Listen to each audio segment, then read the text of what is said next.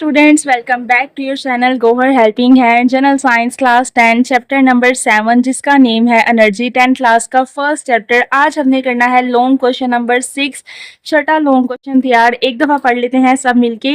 Electricity पैदा करने के गैर रिवायती तरीकों पर नोट लिखिए। बिजली पैदा करने के गैर रिवायती तरीकों के नाम बताएं। उससे पहले ले लेते हैं लास्ट लेक्चर की रीकैप। लास्ट लेक्चर में बच्चों हमने किया था इलेक्ट्रिसिटी पैदा करने के रिवायती तरीकों के नाम, जो कि 3 थे, hydro electric power, thermal power और उसके अलावा न्यूक्लियर पावर। वो लेक्चर आपने देख लिया होगा। अब चलते हैं आज के टॉपिक की तरफ। आज का टॉपिक हमारा है चैप्टर नंबर 7 है, उसका क्वेश्चन नंबर 7 है, लॉन्ग क्वेश्चन है ये आपका तफसीली सवाल। पेपर के अंदर 5 नंबर का आएगा कि बिजली पैदा करने के गैर रिवायती तरीके कौन कौन से हैं, उनके नाम बताएं। तो बच्चों देखते हैं क्या है। सबसे पहले इसकी नो हाउ लेते हैं, ये किस पेज नंबर पे है, इसके अंदर क्या क्या हेडिंग शामिल है। पेज नंबर 104, 105 और पेज नंबर 106 और 107 के हाफ तक, यहाँ तक अपना लगा ले निशान। लंबा लॉन्ग क्वेश्चन आपको देखने में लग रहा है, जब मैं करवाऊंगी तो आपको शॉर्ट भी लगेगा क्योंकि कटिंग भी कर लेंगे हम, और आसान भी लगेगा। यहाँ पे लगा ले अपना निशान क्वेश्चन नंबर 7 का, सवाल नंबर 7 का। और जहाँ पे आपको ब्लू हेडिंग दी गई है उसके आगे इस पर नोट लिखिए और क्वेश्चन मार्क लगा के अपना सवाल कंप्लीट कर लें, ताकि आपको याद रह जाए कि ये आपका लॉन्ग क्वेश्चन नंबर 7 है। जब आप पेपर की तैयारी के लिए बुक खोलें इसको मार्किंग कर लें। चलें जी, चलते हैं टॉपिक की तरफ। सबसे पहले देखना है कितने तरीके हैं। बिजली पैदा करने के 2 तरह के तरीके होते हैं। एक होते हैं रिवायती तरीके, जो कि हमने कल किए थे लास्ट टॉपिक के अंदर, और एक होते हैं गैर रिवायती तरीके। गैर रिवायती तरीकों के अंदर कितने तरीके हैं जी? 4 तरीके हैं टोटल। कौन कौन से हैं? सोलर पावर, विंड पावर, उसके अलावा टाइडल पावर और जियोथर्मल पावर। तो बच्चों आपने सबसे पहले अपनी अपनी बुक के ऊपर ना एक, जिस तरह का आप कहते हैं ना येलो कलर का स्टिकी नोट आपको मिलते हैं बाजार से अवेलेबल, वो लेके उनके ऊपर ये जो मैं आपको फ्लो चार्ट बनवाने जा रही हूँ इसको बना के इसके ऊपर पेस्ट कर लें। जहां पे आपने पेज नंबर 104 के ऊपर क्वेश्चन नंबर 7 लिखना है, उसी के आगे आप वेट पेज नंबर 104 के ऊपर यहाँ पे ही अपनी बुक के आगे जहाँ पे आपने क्वेश्चन लिखा है इलेक्ट्रिसिटी पैदा करने के गैर रिवायती तरीके पर नोट लिखें। यहाँ पे आपका स्टिकी नोट अवेलेबल होना चाहिए। हर क्वेश्चन, लॉन्ग क्वेश्चन जो कि आप मेरे साथ तैयार कर रहे हैं, जैसे कि ये क्वेश्चन, इसके आगे इसका स्टिकी नोट बनाकर पेस्ट कर लें, इसके आगे इसका स्टिकी नोट बनाकर पेस्ट कर लें। और स्टिकी नोट के ऊपर लिखना क्या क्या ये मैं आपको समझा देती हूँ। सबसे पहले आपने इन तरीकों के नाम अच्छी तरह से जहन नशीन कर लेने हैं, याद कर लेने हैं। 4 तरीके हैं जी। पहला तरीका है, सबसे मशहूर तरीका, वो है सोलर पावर। सोलर पावर यानी कि सूरज की रोशनी के जरिए बिजली बनाना। हर घर में ये तरीका इस्तेमाल हो रहा है, हमारे घर में भी इसी तरीके से बिजली पैदा हो रही है और हम यही बिजली इस्तेमाल कर रहे हैं फिलहाल। दूसरा तरीका है जी आपका टाइडल पावर, ठीक है ना, सोलर पावर। उसके बाद जो नेक्स्ट तरीका आपका आता है वो है आपका टाइडल पावर। तो टाइडल पावर यानी कि आपने शिवाओं के जरिए, यानी कि यहाँ से देखते हैं टाइडल पावर का मतलब क्या है। टाइडल पावर का मतलब है चांद की जो कशिश है उससे समंदर के अंदर जो लहरें बन रही हैं, उन लहरों के जरिए बिजली पैदा करना, ठीक है। चांद जब निकलता है रात के टाइम तो समंदर के अंदर लहरें भर जाती हैं चांद की रोशनी से, उन रोशनी को इस्तेमाल करते हुए बिजली पैदा करना टाइडल पावर। सूरज के जरिए बिजली पैदा करना इसे हम कहते हैं सोलर पावर, और चांद के जरिए बिजली पैदा करना इसे हम कहते हैं टाइडल पावर। उसके बाद आपने नेक्स्ट चीज देखनी है। नेक्स्ट हमारे पास है विंड पावर। विंड यानी कि हवा के जरिए बिजली पैदा करना, ठीक है, कोई चीज हमने छोड़ी नहीं, सूरज, हवा, चांद। और लास्ट रह गया जियोथर्मल एनर्जी। जियोथर्मल पावर यानी कि जमीन के अंदर जो तह के अंदर पानी है उसकी भाप बना के उससे बिजली पैदा करने के तरीकों को कहते हैं जियोथर्मल पावर।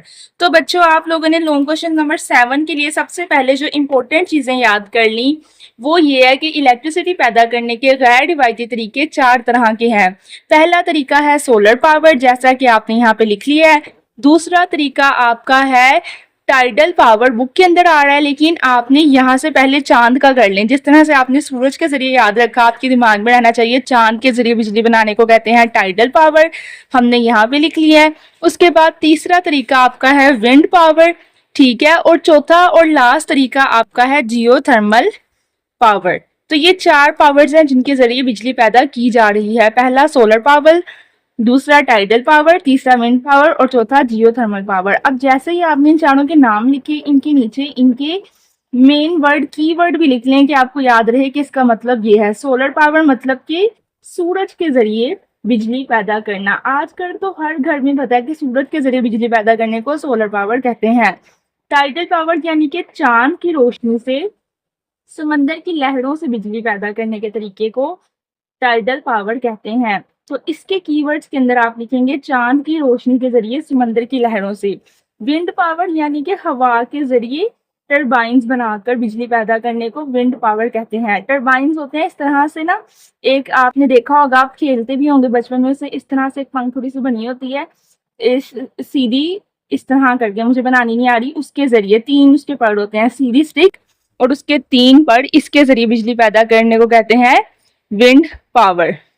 उसके बाद आपकी 4 चीज है जियोथर्मल पावर। जियोथर्मल पावर बच्चों वो है जो जमीन के नीचे जेरे जमीन पानी को भाप बनाकर बिजली पैदा करने के अमल को कहते हैं जियोथर्मल पावर। जेरे जमीन पानी को भाप बनाकर, ठीक है।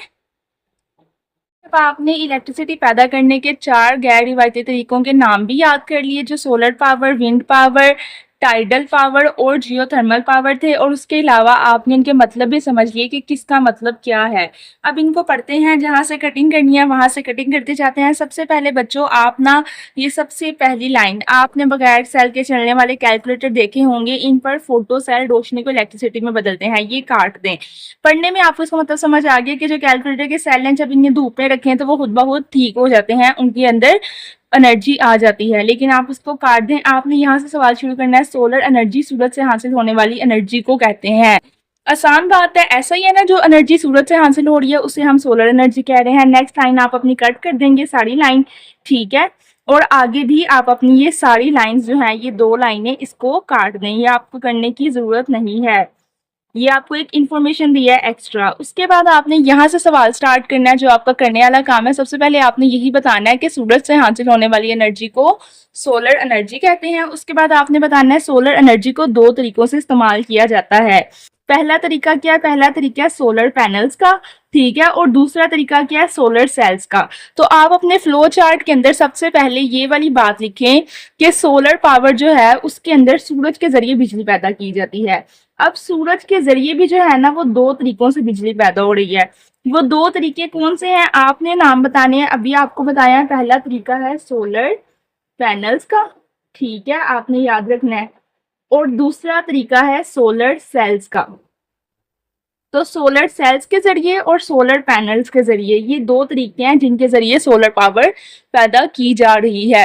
देखते हैं जी, सोलर पैन, ये 2 तरीके आपने लिख के रख लें इसी फ्लो चार्ट के अंदर। अब देखते हैं सोलर पैनल्स के जरिए बिजली कैसे पैदा होती है। यहाँ से पढ़ना आपने, सोलर पैनल्स हरारत को जज़ब करते हैं, ठीक है। यानी कि सोलर पैनल्स क्या करते हैं, जो सूरज की हरारत होती है इसको जज़ब कर लेते हैं। ये लाइन भी काट दें, ये बड़ी बड़ी प्लेटों पर मुश्तमिल होते हैं जिनका रंग स्याह होता है, ठीक है। ये आपने देखी हुई है ना, सोलर प्लेटें काले रंग की होती हैं, ये सारा आप काट दें, ठीक है। बस आप यहाँ से करें, बड़े बड़े रिफ्लेक्टर्स या लेंस इस्तेमाल करके भाप भी बनाई जा सकती है। सोलर पैनल्स के जरिए अगर हम उनके साथ लेंस लगा दें या रिफ्लेक्टर्स लगा लें तो हम भाप भी बना सकते हैं, जो जनरेटर्स के टरबाइन को घुमाते हैं और बिजली पैदा होती है। ये हो गई आपकी सोलर पावर के अंदर सबसे पहले आपने लिखी सोलर एनर्जी की तारीफ, जो कि यहाँ से यहाँ तक थी। उसके बाद आपने लाइन लिखी कि इसको 2 तरीकों से इस्तेमाल किया जाता है, ठीक है। ये वाली लाइन ये आपने लिखनी है। फिर आपने पहले तरीके की हेडिंग देनी है, हेडिंग होगी सोलर पैनल्स। वो हेडिंग देके आपने यहाँ से यहाँ तक निशान लगा लें, इसको याद करना है, लिखना है।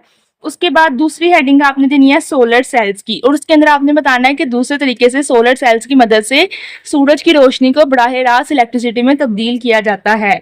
एक सोलर सेल का वोल्टेज बहुत कम होता है, लेकिन इस्तेमाल करने के लिए सेलों को सीरीज में जोड़कर ज्यादा वोल्टेज हासिल किया जाता है। ये जो प्लेटें आपको नजर आ रही है ना, इसके ऊपर एक एक सेल है, और जब सारे सेल इकट्ठे होकर एक प्लेट बना लेना तो वो ज्यादा करंट देती है कि हमारा एसी चल सके। तो यही बात वो बता रहे हैं। ये तरीका फिलहाल महंगा है, ये आपको लिखने की जरूरत नहीं है, लेकिन मुस्तकबिल में सस्ता होने के इम्कानात रोशन है। अभी भी लोगों ने घरों में लगाया हुआ है, हमारे घर में भी यही चल रहा है। तो ये आ गया दूसरे तरीके, ठीक है ना। आगे चलते हैं, नेक्स्ट अब आ गया विंड पावर की बात। विंड पावर में से बच्चों आपने सबसे पहले तो ये लाइन पढ़नी है, विंड पावर में तेज हवा की काइनेटिक एनर्जी को इलेक्ट्रिसिटी पैदा करने के लिए इस्तेमाल किया जाता है। विंड मिल तकरीबन 80 फीट ऊंचे खंबे पर लगे 3-4 बड़े-बड़े पड़ों पर मुश्तमिल होती है। ये देखें, ये एक खंबा है, इसके 3 पड़ हैं और इसको हम कहते हैं, ये विंड पावर की जो है वो विंड पावर है, इसका नाम है विंड पावर। जब हवा से टरबाइन्स घूमते हैं, इनको टरबाइन्स कहते हैं ना इन पड़ों को, जब ये हवा से घूमते हैं तो इनकी एनर्जी को काम में लाया जाता है। आगे आप ये लाइनें काट दें, ठीक है, ये आपको करने की ज़रूरत नहीं है, ये कटिंग कर दें। लास्ट लाइन आप करना चाहें कर लें, वरना चाहें तो ये भी काट दें। लेकिन जदीद विंड मिल से जनरेटर चलाए